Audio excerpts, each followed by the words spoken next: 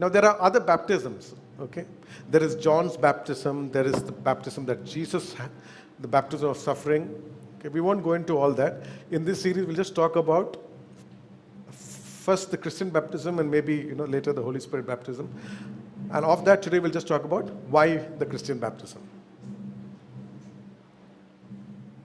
In Acts 2:37-38 we read, when the people heard everything that Peter had to say, they were cut to the heart and they asked, what shall we do? And Peter said, repent and let every one of you be baptized in the name of Jesus Christ for the remission of sins, and you shall receive the gift of the Holy Spirit. So baptism is also directly related to the remission of sins. It's a matter of your salvation. It's a matter of your salvation. So you better take it seriously. If you are interested in your safety, if you are interested in your salvation, you better take baptism seriously. So I gave you 5 reasons why people should consider baptism. One of them is good enough. Jesus said it. Second, the Bible says it is a doctrine. And it says doctrine of baptisms, referring to the Christian baptism and the Holy Spirit baptism. Third, that's the way you become a disciple. Fourth, it's not just for a few people, but it's for all nations. Fifth, it's intimately related to your salvation, to your eternal safety. If you're interested in that, if you're serious about that, you better consider baptism. Now let's look at the whys. Why this big debate about baptism? There are some people who ask, why should we get baptized? And one of the reasons they put forward, the first reason is Mark 16:16. Joseph has spoken about this before.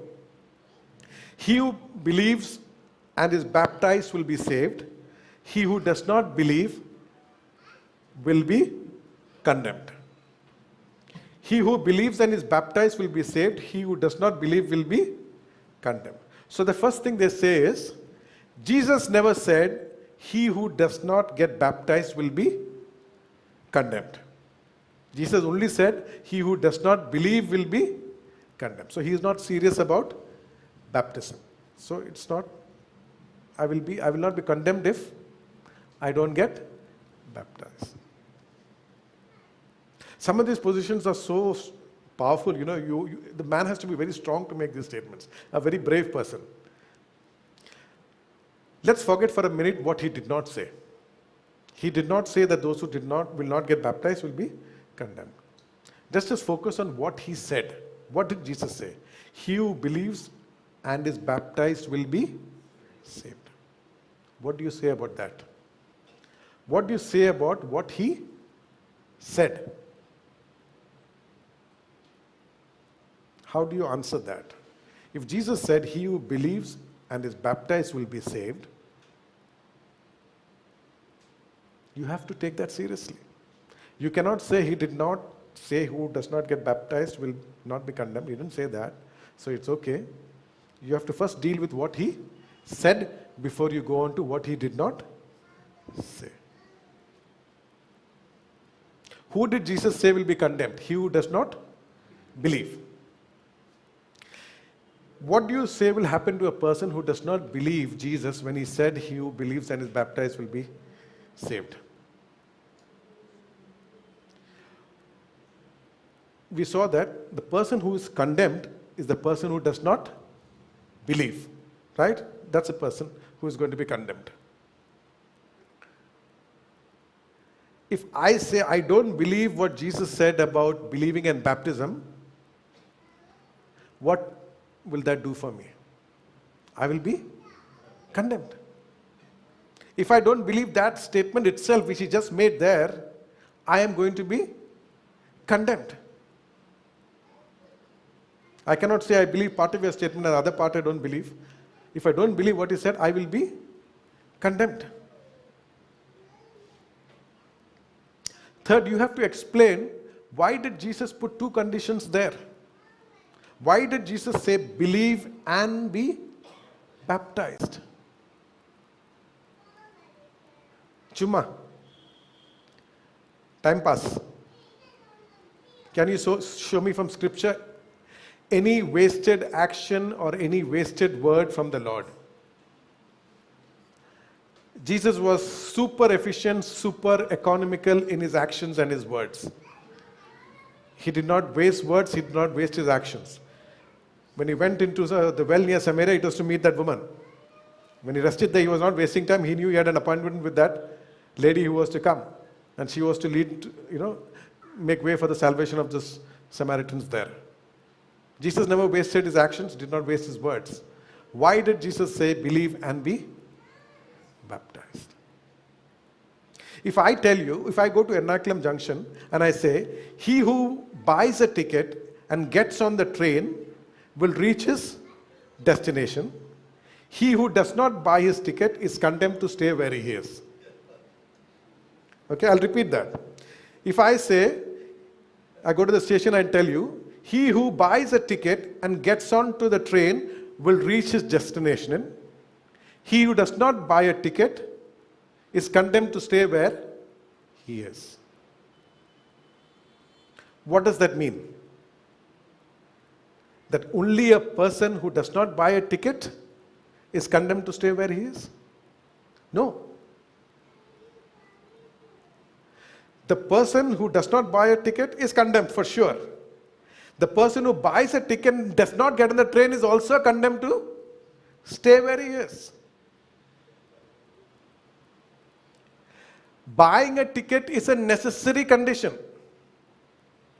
Getting on the train is a sufficient condition. You understand? He who believes and is baptized will be saved.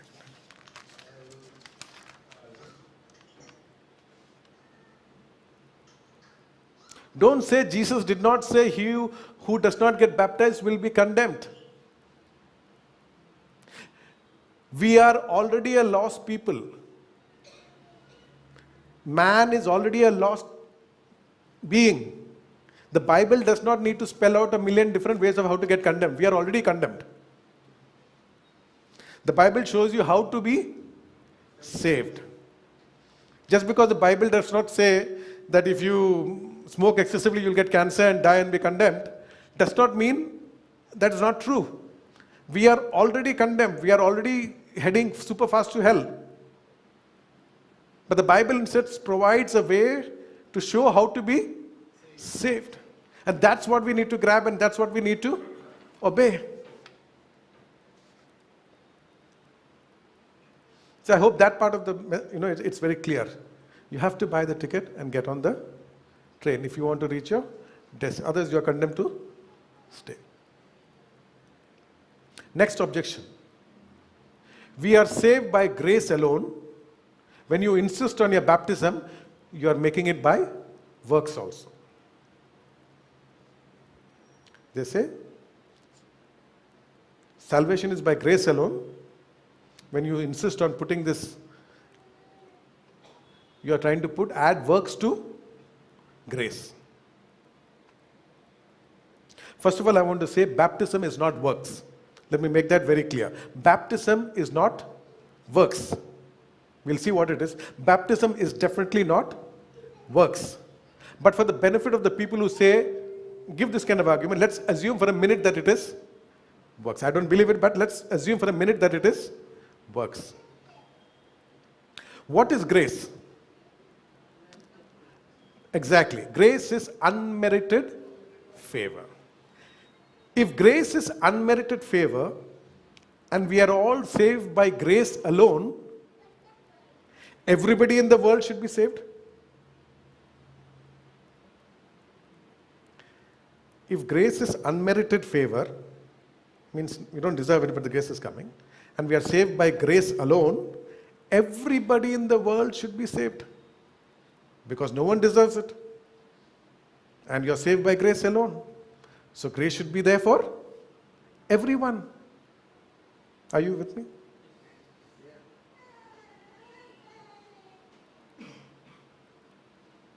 They say salvation is by grace alone. That's not true. Salvation is not by grace alone. So when you tell them that, then they become smart.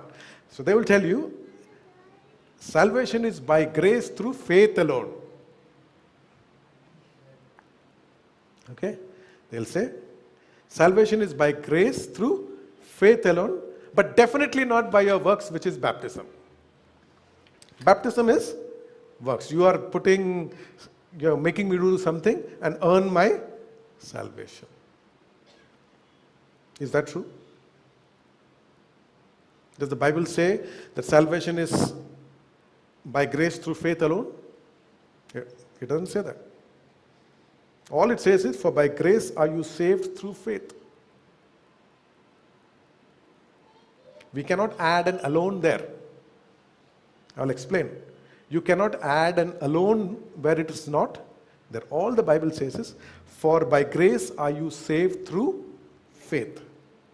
And that not of yourself, it is the gift of God. There's no alone over there. Okay?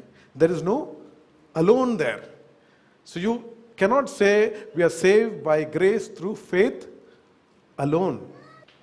If you read James chapter 2 verse 24, it says there very clearly, you see then that a man is justified by works and not by faith alone. Not by faith alone. Not by faith alone. It says that not by faith alone. James 2:14. If someone says he has faith but does not have works, can faith save him? I have faith. Can my faith save me? It says no. So all those who believe in, say baptism is works and therefore I will not do it, their faith is incapable of saving them. Because it says there very clearly, a man is justified by works and not by faith alone.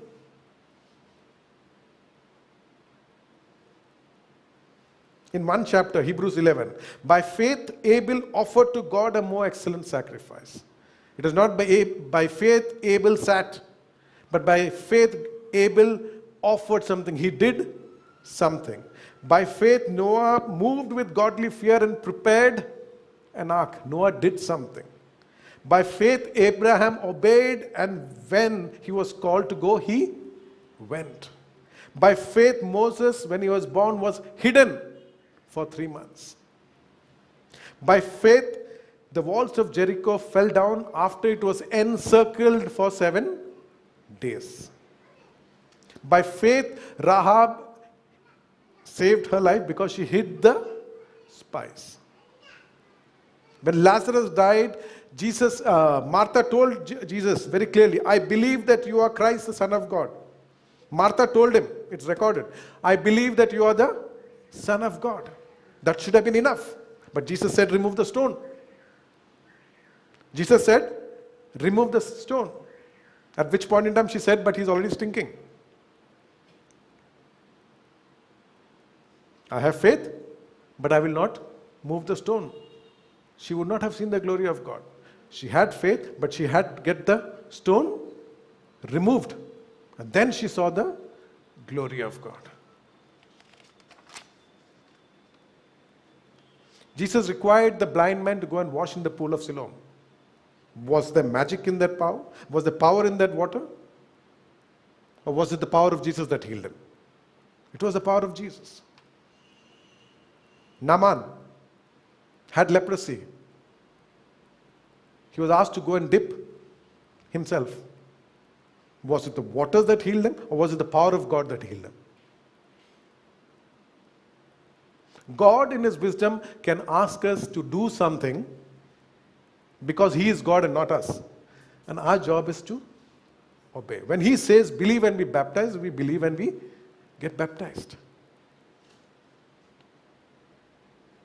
To this man will I look, to him that is poor and of a contrite spirit, and who trembles at my word. Who is broken and who trembles. When the Lord says something, I'm broken before Him. When the Lord says, believe and be baptized, the safest thing to do is to obey Him. The blind man who said, you said, I want to be healed. I cannot bother going into the washing myself in the pool of Siloam. That will be works. But Naaman said that will be works. All the other people which I read in Hebrews 11, all of them had faith. And I read only a few of their names. All of them had faith, but by faith they did something. Let me ask you two questions. If Jesus said, believe and be baptized, and you get baptized so that you are saved, will he accuse you of doing works, of earning your salvation by works? He will not. Just answer that question straight. Very simple. If I do what Jesus told me to do, will he accuse me of earning my salvation through works? No. I'm just obeying what he told me to. I'm not coming up with an idea. I'm not doing what man told me. I am doing only what he told me and nothing more. We read earlier, he became the author of eternal salvation to all those who obey him. The author of eternal salvation to all those who obey him. If Jesus said A plus B is equal to C, believing and baptism is equal to salvation, you want to remove A or you want to remove B, you will not get your C.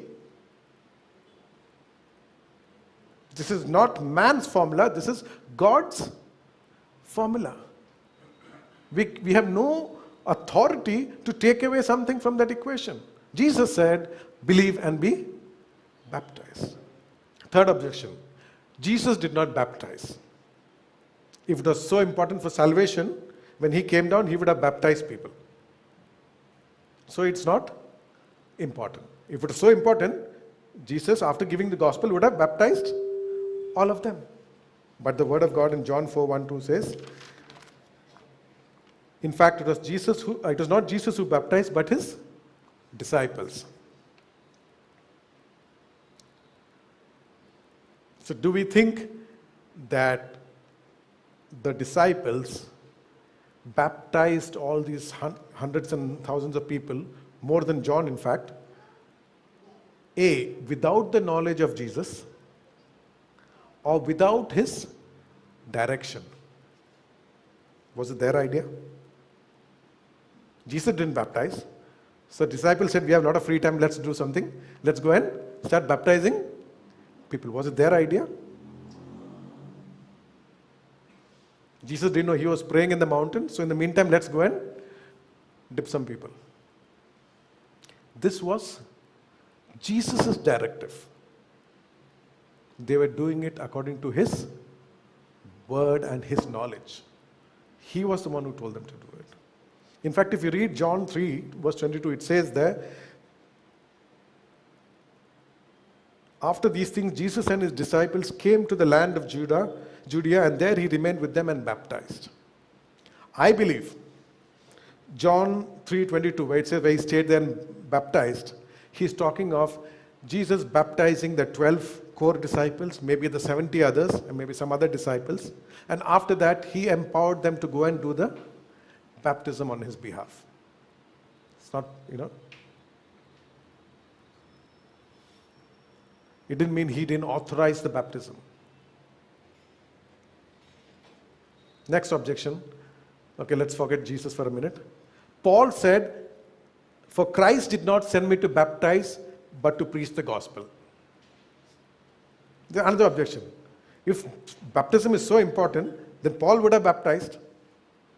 He wrote so many letters in the New Testament.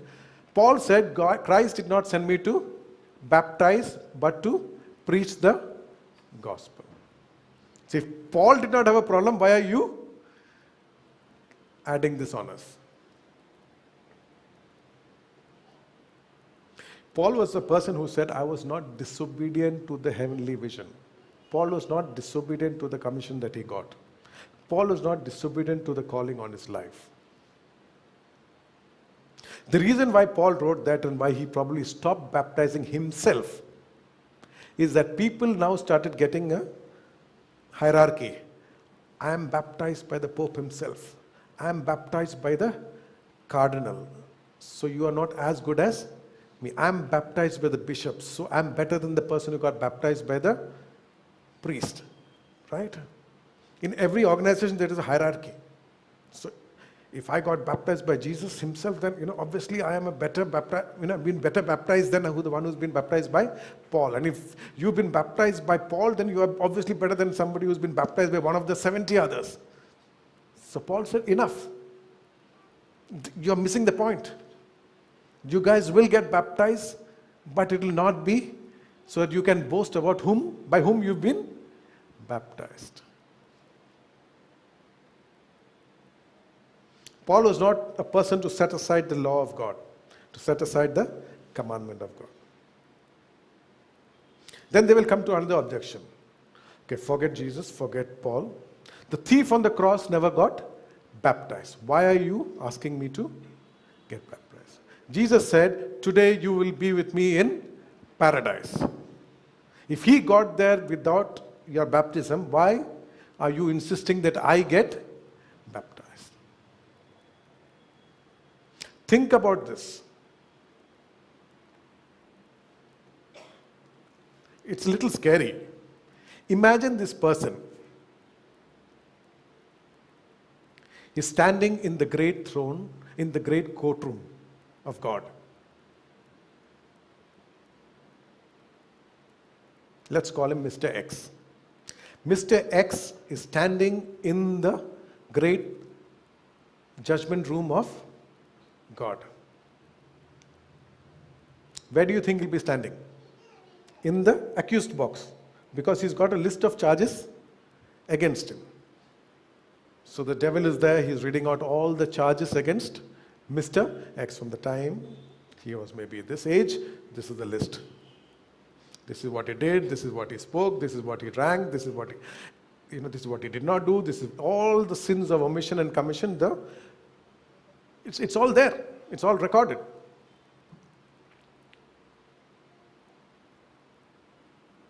And then the great judge asks him, what do you have to say? Now obviously Mr. X, because he did not trust the great advocate, said, I will argue my own case. So he steps out from the accused box and he puts on the robe of the advocate, black robe, and he is now standing before the great judge. And he says, my Lord God, I want to call my first witness, the thief on the cross. He never got baptized, but he is in paradise. That case must serve as a precedent for all subsequent cases. Legal term, must serve as a precedent for all, because once your judge passes, that serves as precedent. Anything which is precedent in law will continue. Can you imagine him standing before God and saying, calling the witness, thief on the cross, to the witness box and saying he was.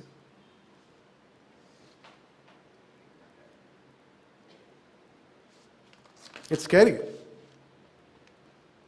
We have to remember one thing, that the thief on the cross called Jesus Lord. Hallelujah. Lord means somebody who's the owner of something. Lord means somebody who has authority over something. Lord means somebody to whom you owe obedience and service to. The thief on the cross called Jesus Lord. He said, I may have 20 seconds of my life left. I may have 20 minutes of my life left. I am broken, bruised. I cannot even scratch my nose right now. Lord, this is all of me. This is all I have left. I don't know how many seconds I have left. I don't know how many minutes I have left. But I tell you one thing, you are my Lord.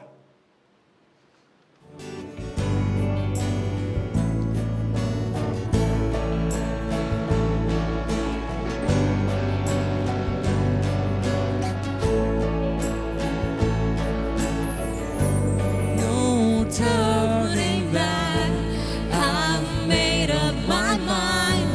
I'm giving all of my life, and this time, no turning back. I've made up my mind. I'm giving all of my life, and this time, your love makes it worth it. Your love makes it worth it.